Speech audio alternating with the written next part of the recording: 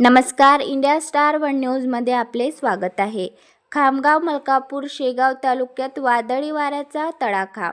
खामगाव, मलकापूर, शेगाव तालुक्यात वादळी वाऱ्याचा तडाखा बसला. अनेकांच्या घरावरील टीनपत्रे उडून पडली असून झाडे पडल्याने वाहतूक विस्कळीत झाली.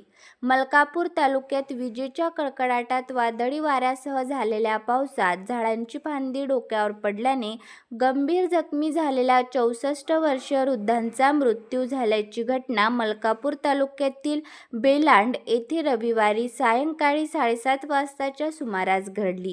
रविवारी सायंकाळी मलकापूर तालुक्यात विजेच्या कडकडाटात वादळी वाऱ्यासह पावसाचा तडाखा बसला.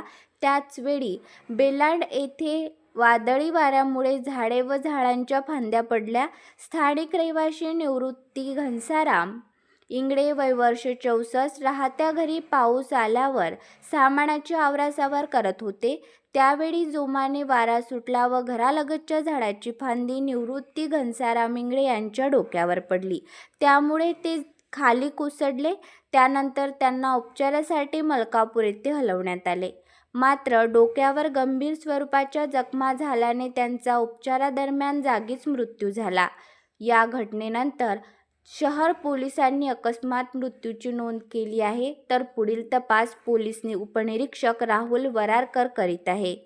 मलकापूर शहरातील भीमनगरात विजेच्या कडकडाटात वादळी वाऱ्यासह झालेल्या पावसात पुरातन शिवमंदिराचा खांब कोसळला. त्यात 45 वर्षीय व्यक्तीचा मृत्यू झाला. वादळी वाऱ्यासह झालेल्या पावसात मलकापूर तालुक्यात दोघांचा मृत्यू झाला आहे. इंडिया स्टार वन न्यूजचे संपादक संदीप सुरवाडे यांचा रिपोर्ट, मलकापूर, बुलढाणा.